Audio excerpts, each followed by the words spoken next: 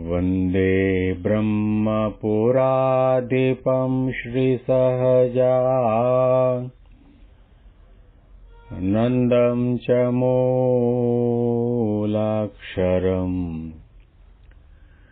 श्रेयस्कारणसद्गुणैकनिलयम् श्रीप्रागजिह्वावत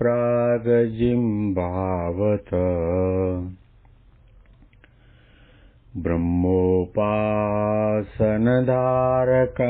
गुरुहरिं यज्ञं तथा योगिनं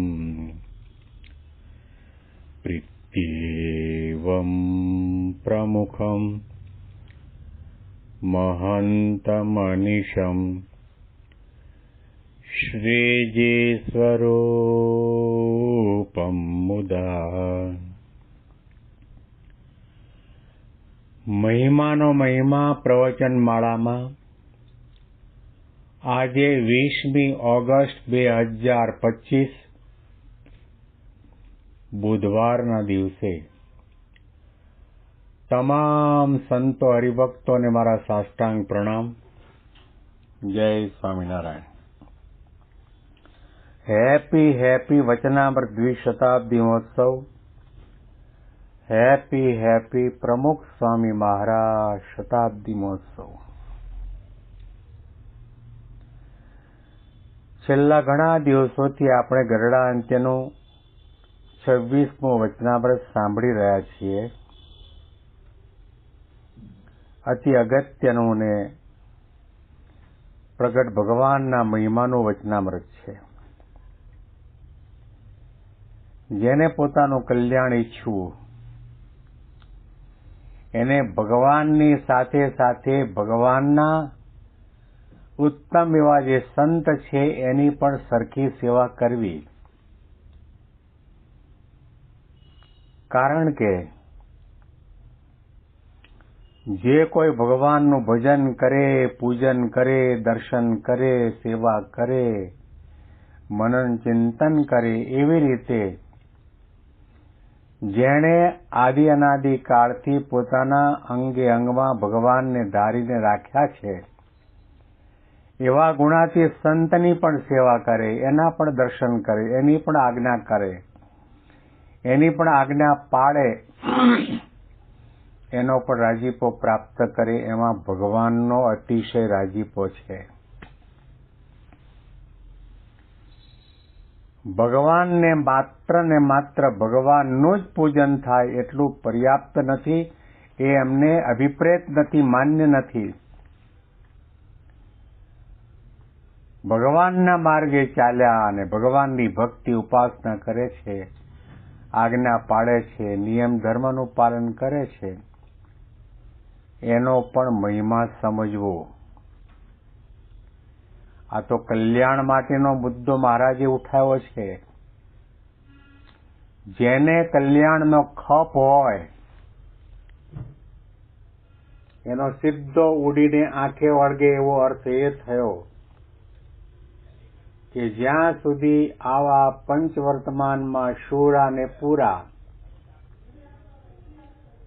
સંત જે પોતાને બ્રહ્મરૂપ માનીને પરબ્રહ્મ પુરુષોત્તમ નારાયણની સ્વામી સેવક ભાવે ભક્તિ ઉપાસના કરતા હોય, પોતાના ઇન્દ્રિય અંતઃકરણની ક્રિયાને દાબીને વર્તતા હોય, જેમાં માયાનો જાગ્રત સ્વપ્ન સુષુપ્તિ અવસ્થામાં લેશ પણ ન હોય, એવા સંતને દેવ જેવા નહીં, મનુષ્ય જેવા નહીં, પણ ભગવાનની પેઠે સેવા કરવા યોગ્ય એવા સંત છે એની સેવા કરવી. આ મહારાજની આજ્ઞા છે. એ પછી વડતાલમાં હોય ને, અમદાવાદમાં હોય ને, ભુજમાં હોય ને, ગઢડામાં હોય, ધોળેરામાં હોય કે બોચાસણમાં હોય. જો તમારે આત્યંતિકી મુક્તિ પ્રાપ્ત કરવી છે, નિર્વાસનિક થવું છે, આત્મા અને પરમાત્માનો સાક્ષાત્કાર કરવો છે, તો મહારાજના આપેલા આ માર્ગ ઉપર ચાલ્યા સિવાય બીજો છૂટકો જ નથી. બીજો રસ્તો જ નથી.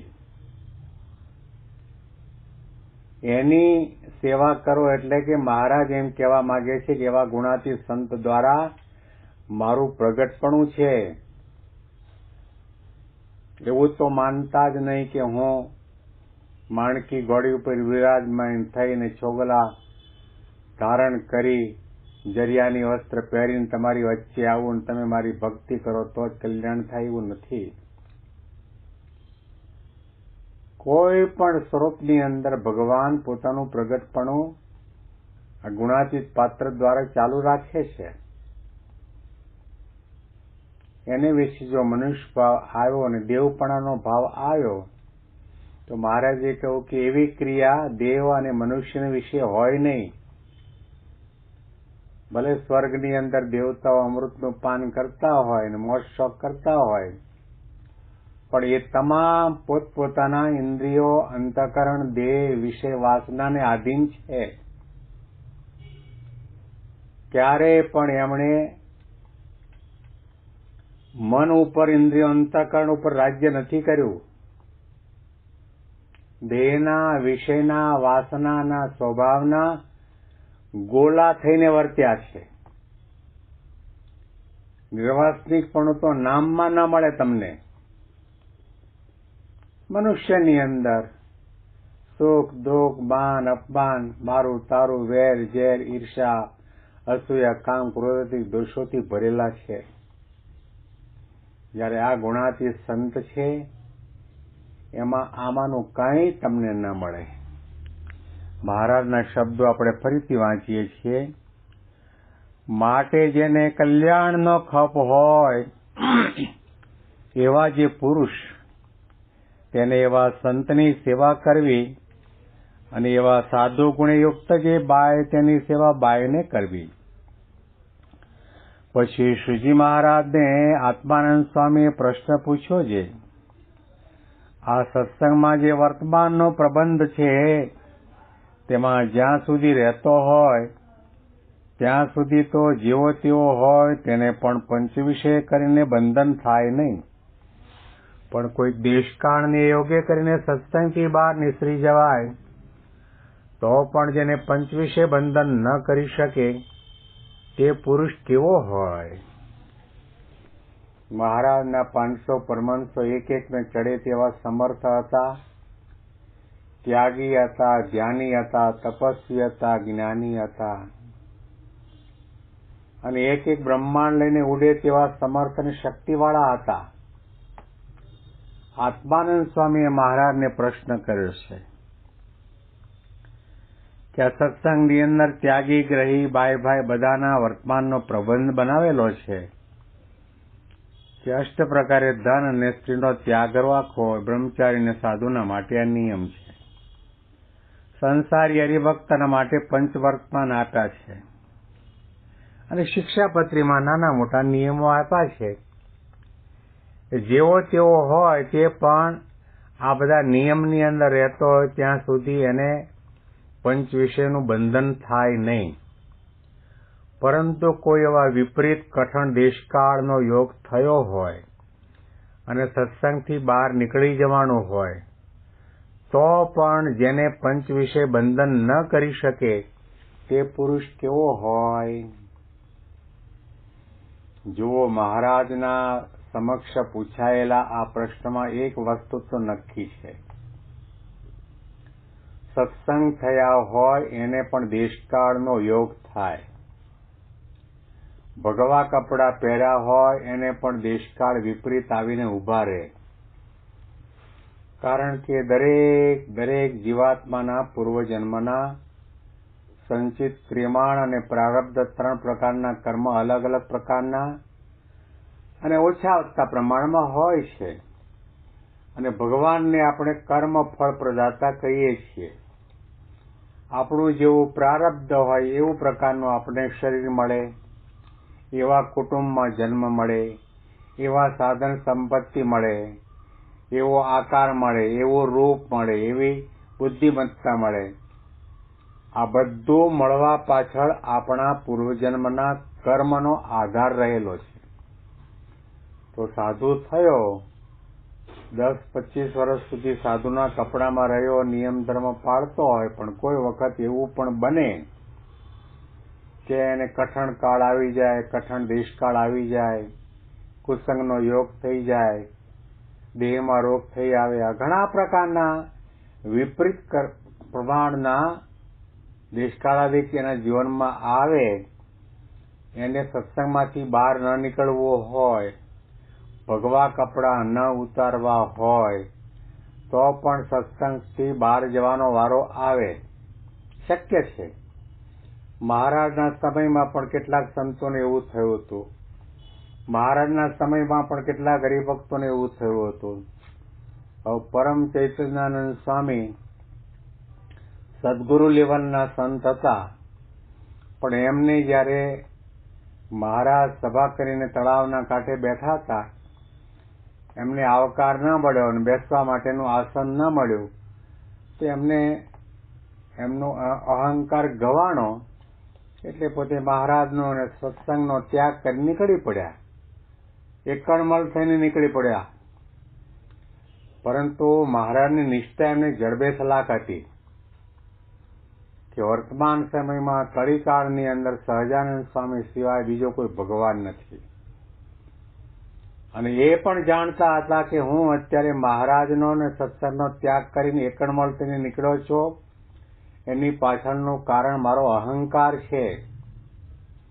ધરમપુર આવ્યા અને ત્યાં આગળ કુશળ કુંવરબા રાણીને સત્સંગનો યોગ કરાવ્યો, મહારાજના મહિમાની વાતો કરી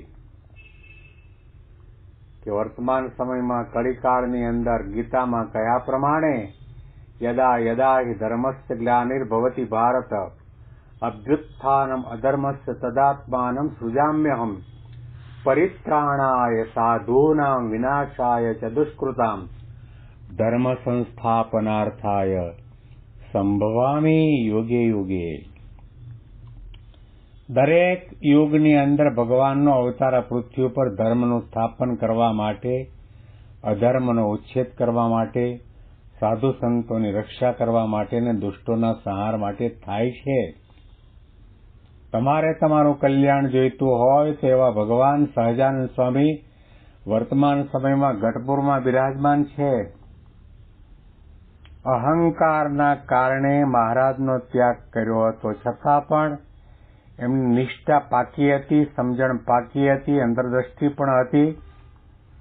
તો કુશળ કુંવરબા રાણીને પણ સત્સંગ કરાવ્યો. એમના માટે દરરોજ કથા કરવા માટે જાય તો હાથીની સવારી ઉપર બિરાજમાન કરીને રાણીબા પોતાના મહેલમાં પરમ ચૈતન્યાનંદ સ્વામીને બોલાવતા. અને મહારાજને આ સમાચાર મળ્યા એટલે મુક્તાનંદ સ્વામીને, ગુણાતીતાનંદ સ્વામીને કહ્યું, જાઓ સ્વામી, તમે આ હાથી ખૂંચ્યો છે તો હવે એને કાઢવા માટે તમારા જેવા હાથી જેવા સંતની જરૂર પડશે. મુક્તાનંદ સ્વામીને ગુણાતીતાનંદ સ્વામી ધરમપુર આવ્યા.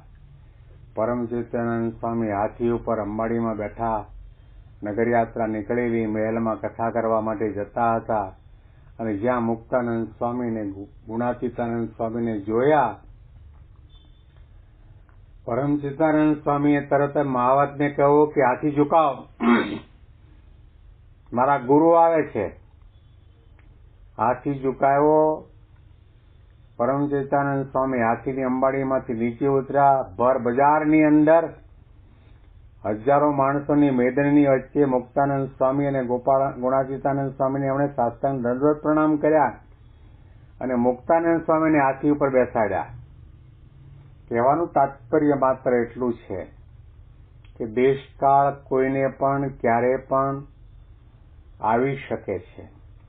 પણ અહીંયા પ્રશ્ન આત્માનંદ સ્વામીનો એવો છે કે દેશકાળના કારણે સત્સંગમાંથી બહાર નીસરી જવાયા પછી પણ એને માયાનું, પંચ વિષયનું બંધન ન થાય, એ પુરુષ કેવો હોય, આવો પ્રકારનો પ્રશ્ન પૂછ્યો. આ પ્રશ્નનો જવાબ આપણે આવતીકાલે મહારાજ પાસેથી સાંભળીશું. વિશેષ મહિમાની વાતો કાલે સાંભળીશું.